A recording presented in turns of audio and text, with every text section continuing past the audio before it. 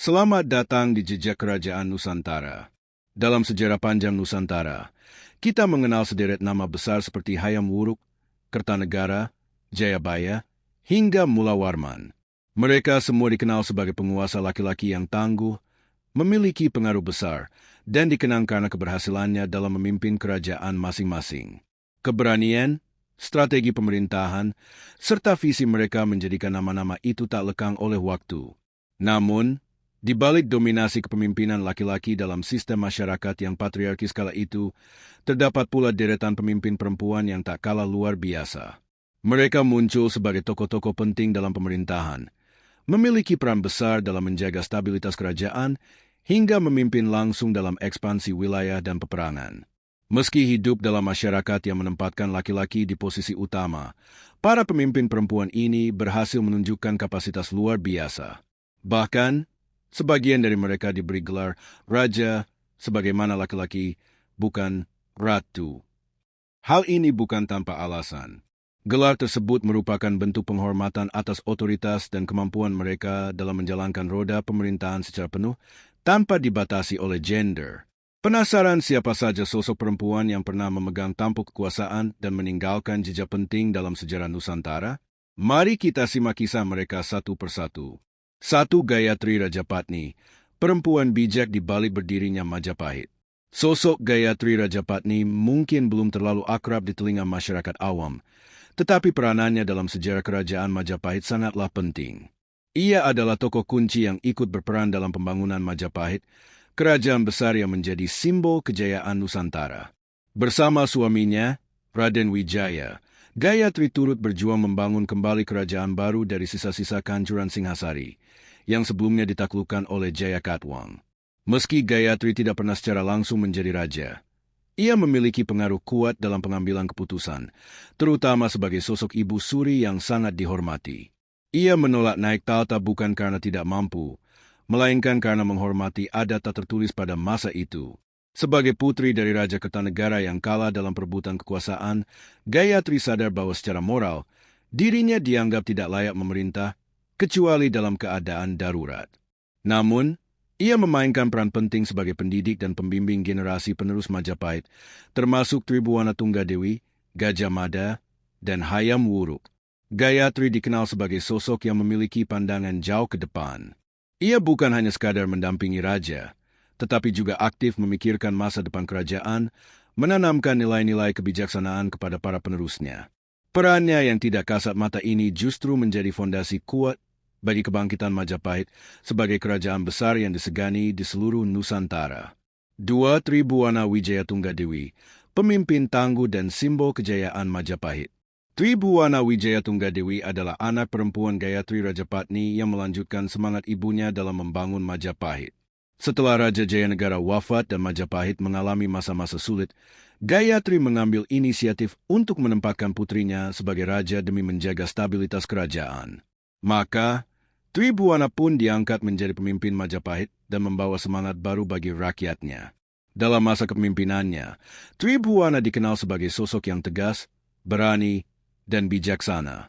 Ia tak hanya berhasil mengembalikan kepercayaan rakyat yang sempat merosot, tetapi juga memperluas wilayah kekuasaan Majapahit. Salah satu langkah strategis terpenting yang diambil oleh Tribhuwana adalah mengangkat Gajah Mada sebagai Mahapati. Penunjukan ini membawa dampak besar, karena Gajah Mada kemudian mencetuskan Sumpah Palapa, sebuah tekad untuk menyatukan seluruh wilayah Nusantara di bawah Panji Majapahit.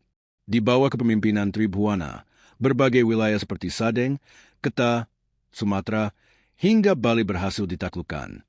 Pemerintahannya dianggap sebagai fondasi kuat yang membuat Majapahit memasuki masa kemasan di era Hayam Wuruk. Tribhuwana bukan sekadar simbol pemimpin perempuan, tetapi juga pelaku sejarah yang menunjukkan bahwa perempuan bisa menjadi pemimpin militer dan politik yang ulung. 3. Ratu Shima, penegak hukum dari Kerajaan Kalingga. Jika membicarakan sosok pemimpin perempuan yang dikenal karena ketegasan dan keadilannya, maka Ratu Shima dari Kerajaan Kalingga patut menjadi sorotan. Kerajaan Kalingga yang terletak di pesisir utara Jawa pada abad ke-7 ini memiliki reputasi luar biasa, terutama karena kepemimpinan Ratu Shima yang sangat menjunjung tinggi nilai-nilai kejujuran dan keadilan. Salah satu kisah paling terkenal dari Ratu Shima adalah tentang ujian kejujuran rakyatnya.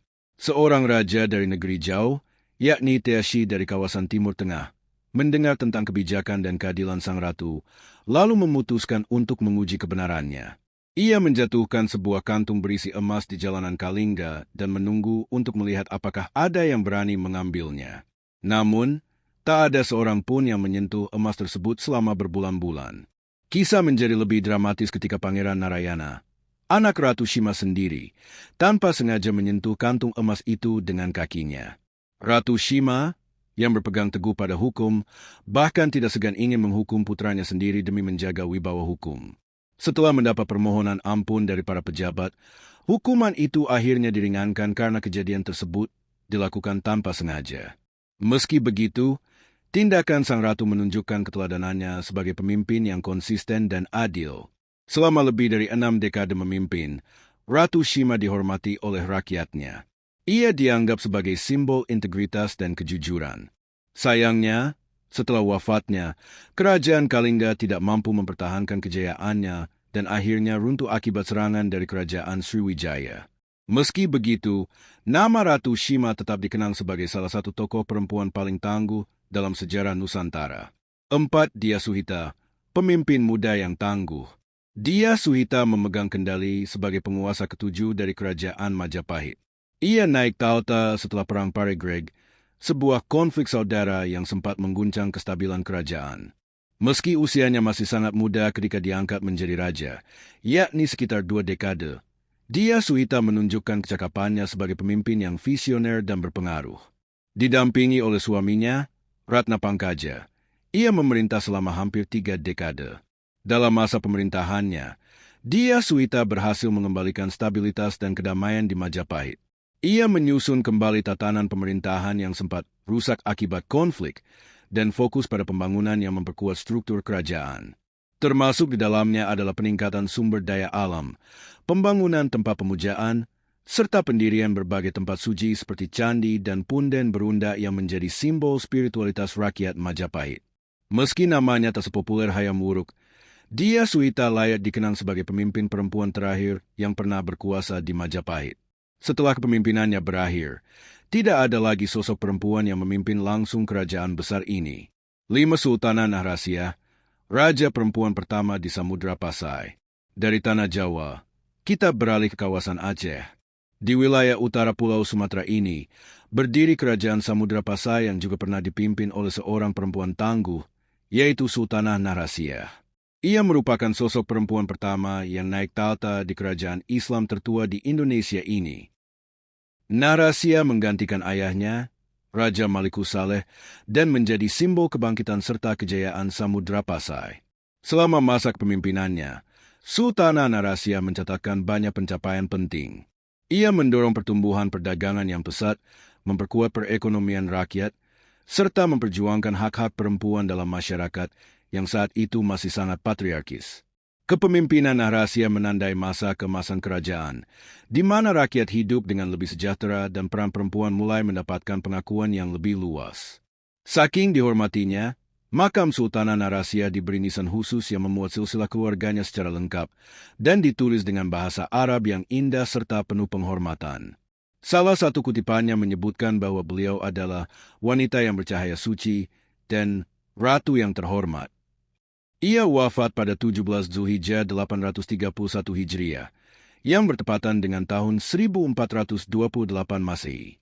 6. Dia Tulodong, perempuan pemimpin dari Mataram kuno. Salah satu pemimpin perempuan lainnya yang layak dicatat adalah Dia Tulodong, yang memerintah kerajaan Mataram kuno sekitar awal abad ke-10, tepatnya antara tahun 919 hingga 924 Masehi. Ia juga dikenal dengan gelar panjang Sri Maharaja Rakailayang Dia Tulodong Sri Sajana Sanmatanuraga Utunggadewa. Meskipun informasi mengenai kepemimpinannya sangat terbatas, catatan sejarah menyebutkan bahwa Dia Tulodong berperan penting dalam menjaga kedaulatan wilayah Mataram dari ancaman ekspansi Raja Airlangga yang saat itu berambisi memperluas pengaruhnya. Keberhasilan Dia Tulodong dalam mempertahankan wilayah kerajaannya menunjukkan kemampuan diplomasi dan kepemimpinan yang tinggi, meski tidak banyak kisah heroiknya terdokumentasi secara luas. Namun keberadaannya menjadi bukti bahwa sejak masa awal, perempuan Nusantara sudah menempati posisi strategis dalam roda pemerintahan. 7. Sultanah Safiatuddin, pemimpin bijak dari Kesultanan Aceh. Dari Samudra Pasai, kita melangkah ke Kesultanan Aceh, salah satu kerajaan Islam terkemuka di Nusantara yang juga pernah dipimpin oleh seorang perempuan hebat bernama Sultanah Safiatuddin. Ia merupakan istri dari Sultan Iskandar Sani dan naik tahta setelah suaminya wafat. Karena keduanya tidak memiliki keturunan yang bisa melanjutkan tahta, Safiatuddin pun dipilih untuk menjadi pemimpin kerajaan. Pada awal pemerintahannya, keputusan ini menimbulkan perdebatan dan pro kontra. Namun waktu membuktikan bahwa Sultanah Safiatuddin adalah pemimpin yang cerdas dan strategis. Ia memilih untuk tidak mengandalkan kekuatan militer dalam memajukan kerajaannya. Sebaliknya, ia fokus pada diplomasi dan menjalin aliansi yang kuat dengan berbagai kerajaan tetangga. Strategi ini terbukti efektif dalam memperluas pengaruh Aceh dan melindungi wilayahnya dari serangan kolonial Eropa yang mulai mengincar kawasan Nusantara. Masa kepemimpinannya dikenal sebagai zaman keemasan bagi Islam dan budaya Melayu. Safiatuddin juga menjadi pelindung bagi seni, ilmu pengetahuan, dan pengembangan spiritual. Ia membuktikan bahwa menjadi pemimpin tidak harus selalu di medan perang, tapi juga bisa melalui kebijakan dan perundingan yang cermat. Dari Majapahit hingga Aceh, dari Ratu Shima hingga Sultanah Safiatuddin, mereka semua adalah bukti bahwa kepemimpinan tak mengenal gender. Dengan ketegasan, kecerdasan, dan jiwa kepemimpinan yang luar biasa, para ratu ini berhasil menorehkan sejarah yang abadi di bumi Nusantara. Jejak mereka bukan sekadar cerita masa lalu, tapi warisan berharga yang menginspirasi generasi hari ini dan masa depan. Terima kasih telah menyaksikan video ini di Jejak Kerajaan Nusantara. Jangan lupa untuk like, komen, dan subscribe agar kamu tak ketinggalan kisah-kisah sejarah lainnya dari tanah leluhur kita. Sampai jumpa di video berikutnya.